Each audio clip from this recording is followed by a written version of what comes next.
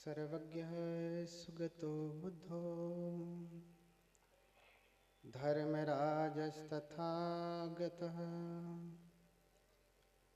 सम्मन्तभद्रो भगवान् मार्जिन्नो कजिज्जितः षड्भिको दशबलो अद्वयवादी विनायकः मुनीन्द्रः श्रीघनः शास्ता मुनिशाक्यमुनिनिस्तयः सह शाक्यसिंहः सर्वार्थसिद्धः सौधोदानिस्वसः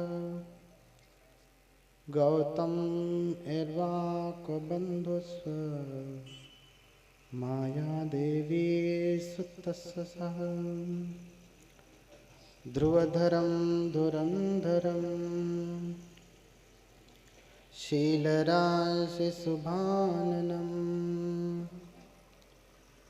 वयं वन्द्यामहे वन्द्यम् भीमाम्बेडकरनायकम् साधु साधु साधु।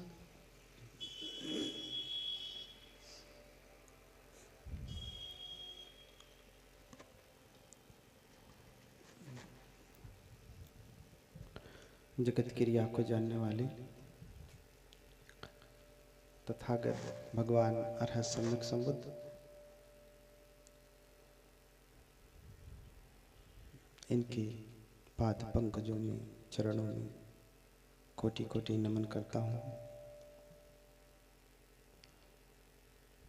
तत्पश्चात धर्मराजा सम्राट अशोक एवं बोधिसत्व बाबा साहब डॉक्टर भीमराव अंबेडकर इनके प्रति हार्दिक कृतज्ञता ज्ञापित करते हुए नमन करता हूँ। यहाँ पर उपस्थित हमारे प्रिय भंते जी, सभी श्रद्धावान उपासक उपासिकाएं, आप सभी लोगों के प्रति बहुत बहुत मंगल कामनाएं।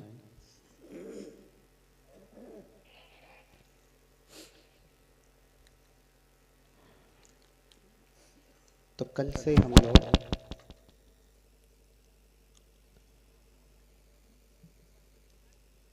कल हमने देखा कि भगवान ने किस प्रकार से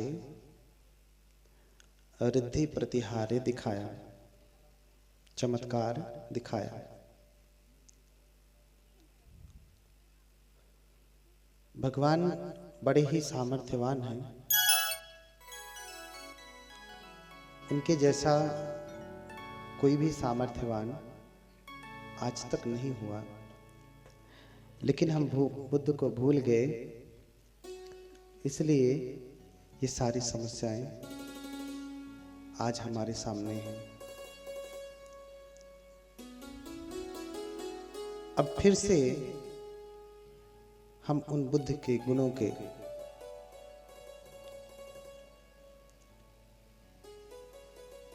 प्राप्त करने के लिए भगवान की कथा का श्रवण करना शुरू किए हैं।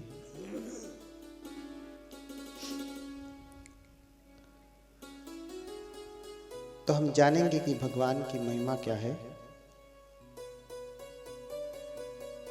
और कैसे स्मरण करेंगे तो आपके जीवन के दुख दूर होंगे। दुखों के कई प्रकार हैं।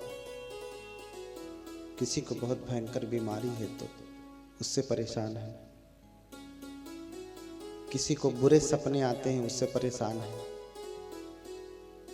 किसी को भूत प्रेत पकड़ लिया है उससे परेशान है। किसी को क्या परेशानी, किसी को क्या परेशानी। इस संसार में हर कोई दुखी है।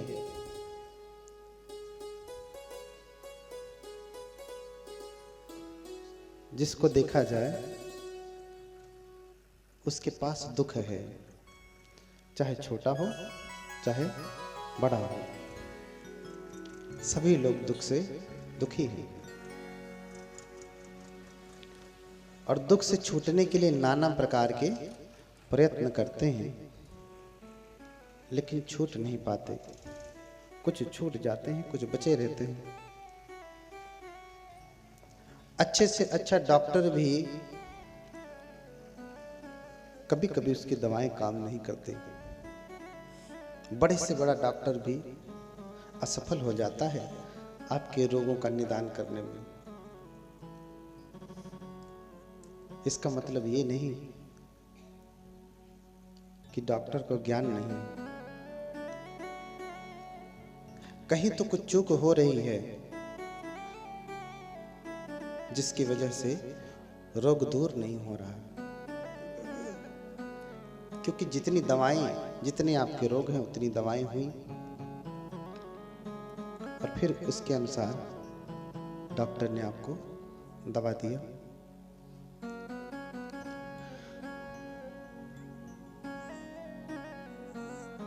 थोड़ी सी पतली करो, मीठी करो।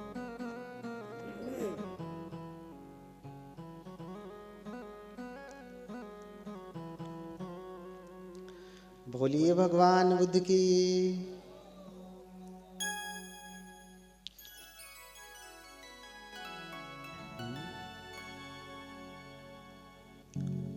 आज उस भगवान का स्मरण करेंगे हम लोग, उनकी महिमा को जानेंगे कि क्या स्मरण करें कि दुख दूर हो। पहले तो जानने की सामर्थ्य कितना है। बुद्ध तो छोड़ दीजिए, उनके श्रावकों का सामर्थ्य जानिए, उनके शिष्यों का सामर्थ्य जानिए। पहले शिष्यों को देखिए, फिर भगवान के पास पहुंचिए। शिष्यों का कितना बड़ा गुण है। एक एक शिष्य परम सामर्थ्यवान है, जो चाहे सो कर सकते हैं। ऐसा सामर्थ्य उनके पास है। क्योंकि मैं श्रीलंका से आया, इसलिए आपको श्रीलंका से शुरू करता हूं। शुरू तो भारत से हुआ। एक बार श्रीलंका में अकाल पड़ गया। क्या पड़ गया? अकाल, सूखा। और जब सूखा हो जाता है, सूखा पड़ जाता है, तो सब कुछ नष्ट होने लगता है। न फसल होती है, न तो आदमी का जीवन सुरक्षित होता है, बीमारियां पैदा होने लगती है। इसीलिए कहते हैं कि जल ही जीवन है। जल को हटा दिया तो कोई जीवन नहीं। जल से परे जीवन की कोई कल्पना नहीं हो सकती। मनुष्यों के लिए कम से कम, पशु पक्षियों के लिए, वृक्षों के लिए जल ही जीवन है। कुछ और हो या ना हो, जल तो होना चाहिए। जल ही से सब कुछ है। एक बार श्रीलंका में अकाल पड़ा, सूखा पड़ गया। और वहां एक भंते रहते थे जिनका नाम था चूल समुद्र। हिंदी में कहेंगे तो चूल, छोटे समुद्र, चूल समुद्र। उनके यहाँ चारिका के लिए, भोजन के लिए लगभग 700 भिक्षुगण आ गए। अभी अकाल पड़ा है और ऊपर से विहार में, बुद्ध विहार में 700 भंते आ जाएं तो समस्या हो जाएगी ना। यहाँ तो अकाल नहीं है, अभी 100 भंते लोग आ जाएं तो समस्या हो जाएगी बिल्हौर वालों के लिए। हाँ? बिना अकाल के बनते चूल समुद्र के पास 700 भिक्षु आ गए। सुबह सुबह भोजन के समय पे ही। तो चूल समुद्र सोचते हैं कि मैं इन्हें कहां चारिका के लिए लेकर के जाऊं। इस समय तो पूरे ताम्रपर्णी में श्रीलंका का प्राचीन नाम है ताम्रपर्णी, तंबपर्णी कहते हैं पाली में। फिर सीलोन कहा जाने लगा, सिंघल, अब श्रीलंका हो गया। तो उस ताम्रपर्णी द्वीप में, श्रीलंका एक द्वीप है, आइलैंड है। अब भंते सोचने लगे कि मैं क्या करूं, कैसे इनको भोजन कराऊं। 700 भंते लोग आ गए, कहां लेकर के जाऊं। इस समय सभी के यहां तो भोजन की समस्या है, लोगों को स्वयं खाने के लिए भोजन नहीं है। मैं इन भंते लोगों को कैसे भोजन कराऊंगा।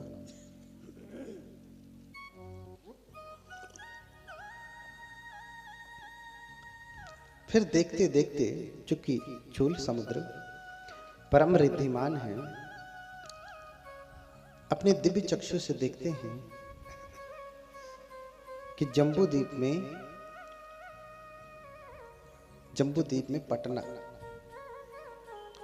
देखते हैं कि यहां पर चारिका हो सकती है। यहां भारत में पटना में चारिका हो सकती है, तो कैसे चले। बनते चूल समुद्र ने 700 भिक्षुओं को एक साथ लिया और श्रीलंका जाने के लिए समुद्र पार करना पड़ता है ना, समुद्र पार करके तभी हम आते हैं। अब चाहे हवाई जहाज से पार करिए, चाहे पानी की जहाज से। तो पानी की जहाजें तो चलना बंद हो गई थी, अभी शायद शुरू हुई है। तो हवाई जहाज से ही उड़ करके लोग आते हैं, समुद्र को पार करके आते हैं। अब पटना आना था, चारिका का समय हो गया। अगर नौका से भी आते तो भी चारिका के समय में नहीं पहुंच पाते, 2-4 दिन 10 दिन महीने भर लग जाते नौका के हिसाब से। इसलिए बनते ने 700 भिक्षुओं को एक साथ लिया, कहा बोलो चल सभी चारिका के लिए हम पटना में चलते हैं। एक साथ बनते लोगों को लिया और समुद्र को पार करके चारिका के लिए आ गए। जैसे ही सब लोग चारिका के लिए पहुंचे, बोले भगवान बनते, यहां पे तो कोई सूखा नहीं, यहां तो कोई अकाल नहीं, यहां तो बड़ा हरा भरा जीवन है। आप ये कहां लेकर के आ गए हैं। श्रीलंका में ताम्रपर्णी में तो पूरा अकाल पड़ा है। बोले ये जम्बूद्वीप का पटना जगह है, ये जम्बूद्वीप में है। बोले बनते हम लोग ताम्रपर्णी से यहां जम्बूद्वीप में आ गए, एक कदम पार करके। बोले हाँ। बोले फिर समुद्र कहां गया। बोले जब आ रहे थे रास्ते से तो जो छोटी सी नीली सी नाली तुमने पार किया ना, वो समुद्र था। क्या था। समुद्र था। उस नीली सी नाली को पार किया तुमने समुद्र को पार किया और जम्बूद्वीप पे आ गए। कहते हैं धन्य है बनते, धन्य है भगवान की महिमा। बोलिए भगवान बुद्ध की। मात्र 3 कदम में वो जम्बूद्वीप में आ जाते, श्रीलंका से जम्बूद्वीप में आ जाते और चारिका करके और फिर ताम्रपर्णी में वापस चले जाते। तो उस बनते ने समुद्र को छोटा कर दिया था, उतने बड़े समुद्र को छोटा कर दिया कि मात्र एक, जैसे नाली होती ना, आप ऐसे लांघ के पार कर जाते हैं। समुद्र का पानी नीला होता है ना, छोटा किया तो नाली हो गई, छोटी सी नीली नाली हो गई और उसे पार करके चले आए। तो जब से समुद्र को छोटा किया तभी से उनका नाम पड़ा चूल समुद्र, क्योंकि चूल का अर्थ होता छोटा कर। जिसने समुद्र को क्या कर दिया, छोटा कर दिया। ऐसे हैं भगवान बुद्ध के श्रावक, भगवान बुद्ध के शिष्य, भगवान बुद्ध के भंतेगण। एस भगवतो सावक संघो, यही है भगवान के श्रावक संघ। तो इतनी महिमा भगवान के शिष्यों की है।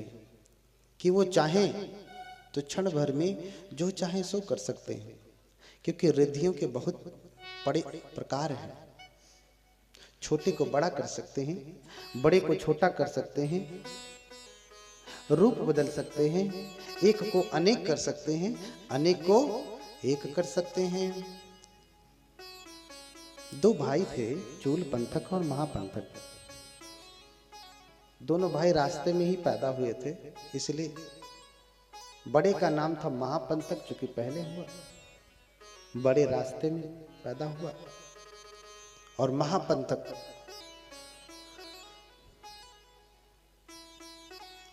एक महापथ पे पैदा हुआ महापंथक, एक छोटे पथ पे पैदा हुआ छोटा पंथक, इसलिए चूल पंथक महापंथक। दो नाम, दो भाई हैं, सगे भाई। सबसे पहले महापंथक भगवान बुद्ध के शिष्य हुए, भगवान के शरणों में आकर के प्रवज्जित हुए और थोड़े ही समय में अरहत हो गए। उसके बाद उन्होंने अपने भाई को कहा कि तुम भी सुगत के शासन में प्रवज्जित हो जाओ। प्रवज्जित हो गए। प्रवज्जित होने के बाद महापंथक चूंकि अरहत हैं, इसलिए चूल पंथक को एक सूत्र देते, एक गाथा देते याद करने के लिए। चूल पंथक वो गाथा याद नहीं कर पाते, वो चूल पंथक याद नहीं कर पाते, और याद न कर पाने के कारण उनके बड़े भाई उनको बहुत डांटते थे। कहते तुझे समझ में नहीं आता, गाथा एक नहीं याद होती तुमसे। तो बोला बार बार पाठ करो इसका। याद नहीं तो पाठ कहाँ से हो? पहले आज की जैसी किताबें नहीं हुआ करती थी कि सामने खोल लिया और देख करके पाठ किया।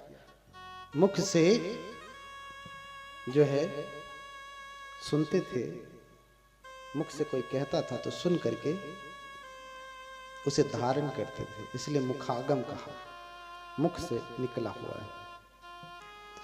इसलिए महायान के संस्कृत साहित्य को आगम कहते, आया हुआ है। कहां से? बुद्ध के मुख से आया हुआ है, इसलिए आगम कहते हैं उसे। दीर्घागम, बड़ा वाला आगम है। मध्यम आगम है, संयुक्त आगम है, एकोत्तर आगम है और शुद्ध कागम है। ये सारे आगम हैं।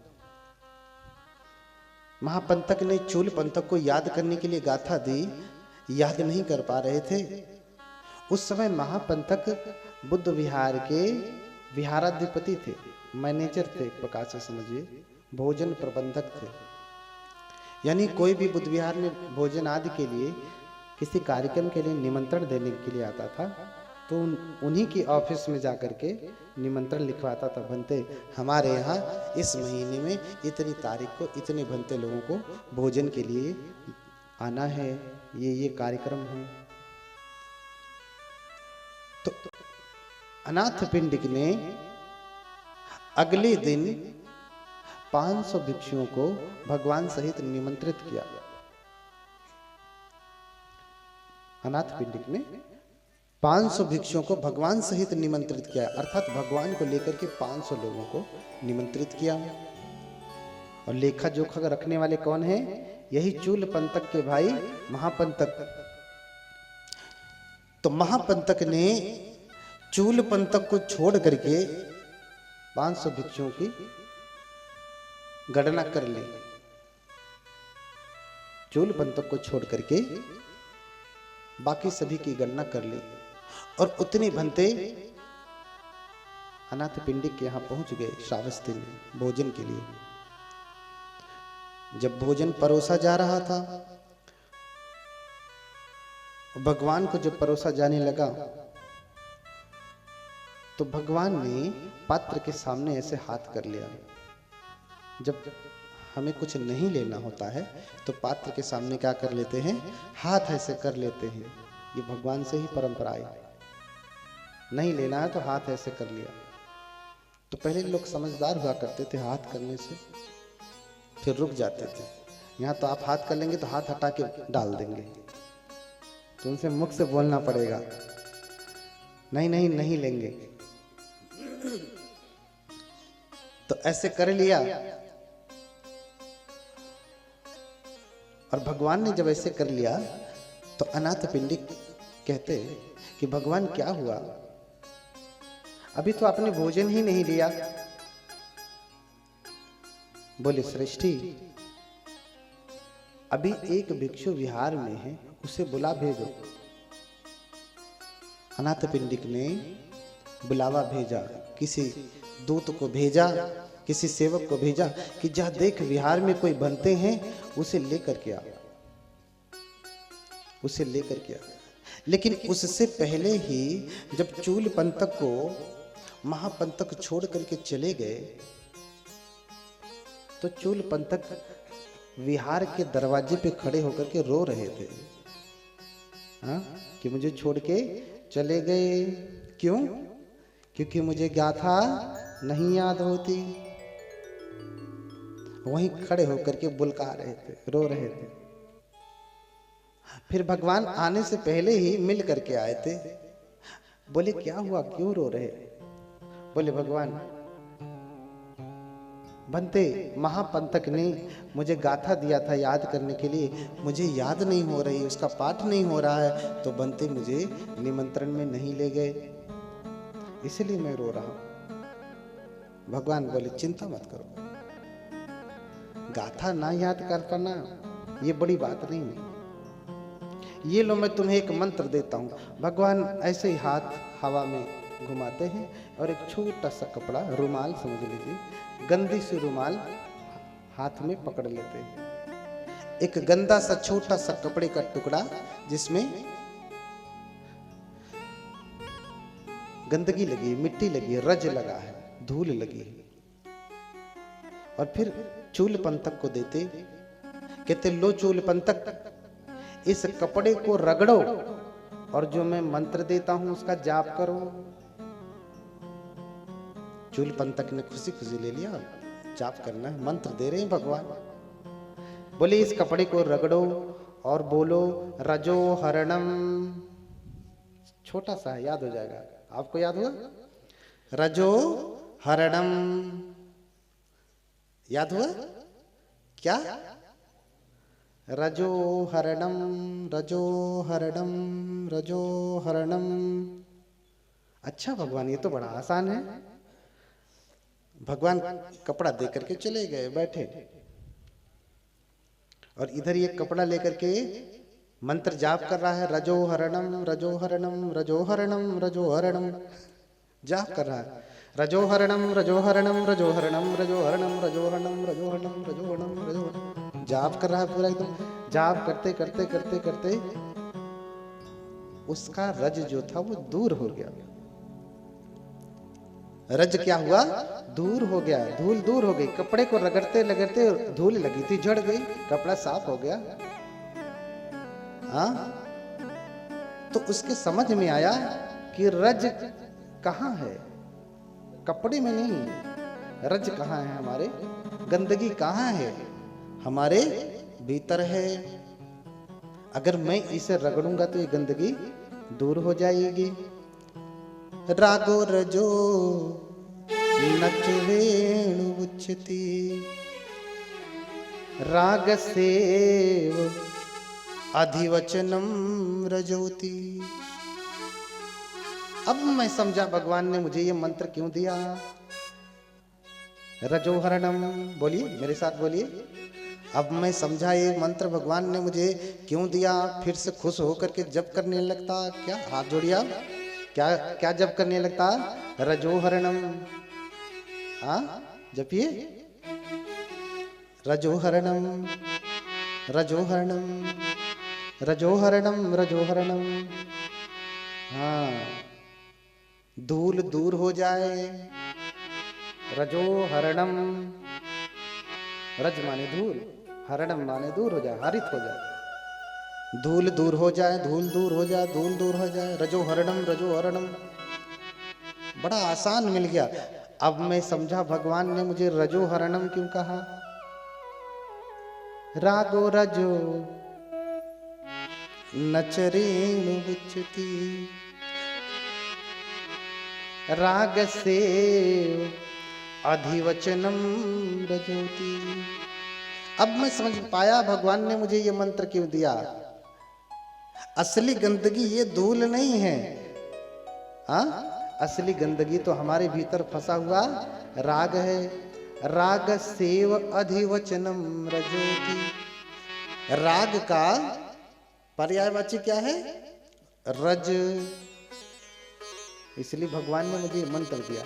ऐसे जपते जपते जपते जपते जपते वहीं बैठे बैठे चूल पंथक अरहत हो गए। बोलिए भगवान बुद्ध की। भगवान ने पात्र ऐसे किया, अनाथ पिंडिक बोले भगवान क्या हुआ, आपने तो अभी भोजन भी नहीं ग्रहण किया। बोले श्रेष्ठी, विहार में एक भिक्षु बचे हैं, उन्हें निमंत्रण बुला भेजो। श्रेष्ठी निमंत्रण भेजता अपने एक सेवक से। सेवक जाके देखता, क्या देखता? क्या देखता? कि उस बुद्ध विहार में 1000 बनते लोग बैठे हुए हैं। सहस्र भिक्षु संघोति निवसम्। क्या देखता? कि 1000 भिक्षु संघ बैठा हुआ है पूरा एक साथ। ये कैसे हुआ? स्वयं जब वो अरहत हुए तो उन्हें सब प्रकार का रिद्धि बल प्राप्त हुआ, और फिर विक्रमण इद्धि जो होती है, एक से अनेक करने की जो इद्धि होती है, उस रिद्धि के द्वारा उन्होंने अपने शरीर को 1000 भंते लोगों में विभाजित कर दिया अपने जैसा। ये भी प्रियदर्शी, वो भी प्रियदर्शी, वो भी प्रियदर्शी, हाँ? ये भी चूल पंथक, वो भी चूल पंथक, वो भी चूल पंथक। 1000 चूल पंथक बैठे हुए हैं। अब वो आकर के देखता, अरे इसमें से किसको बुलाना है? भागा भागा वापस जाता, कहता भगवान वहां तो 1000 चूल पंथक है, किसको बुलाना है? भगवान कहते जा, जिसे पहले देखना उसी के चीवर का कोना पकड़ करके खींचना, कहना कि चलो तुझे भगवान बुला रहे हैं।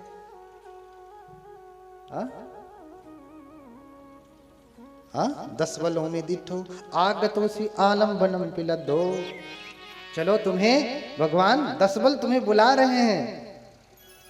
और वो भागा भागा गया। जो पहले दिखाई दिया उनका चीवर का कोना पकड़ करके कहता है कि चलो तुम्हें भगवान, चलो आपको भगवान बुला रहे हैं। जैसे ही चीवर पकड़ करके कहा कि चलो भगवान बुला रहे हैं, सहस्र मिल करके एक बनते हो गए। सहस्र बनते मिल करके क्या हो गए? एक हो गए। और फिर चूल पंथक पहुंचते हैं सभा में। ऐसे ऐसे हैं भगवान के श्रावक, एक से अनेक होने की विद्याएं जानते हैं, अनेक से फिर एक होने की विद्याएं जानते हैं। और फिर ये कहता कि चलो भगवान बुला रहे हैं, कहते तुम चलो मैं आता हूं। और ये अभी रास्ते में भी पहुंचा, पहले ही आकर के प्रज्ञप्त आसन जो उनके लिए खाली आसन था वो आकर के बैठ गए। सभी लोग आश्चर्यचकित हो जाते, अरे अभी तो भगवान ने निमंत्रण भेजा, अभी 1000 बनते थे, अभी जो सेवक बुलाने के लिए गया था वो आया ही नहीं, बनते पहले ही आके बैठ गए। धन्य है भगवान, धन्य है भगवान का श्रावक संघ। ऐसा कहते हुए अनाथ पिंडिक 3 बार भगवान को प्रणाम करता और फिर 7 दिन के लिए निमंत्रण देता। भगवान ऐसे ही 7 दिन भिक्षु संघ सहित मेरे घर पे भोजन करें। बोलिए भगवान बुद्ध की। ऐसो ही भगवतो महानुभावता। ऐसी भगवान बुद्ध की महिमा है कि उनके श्रावक भी इतने तेजस्वी हैं। एक बार देव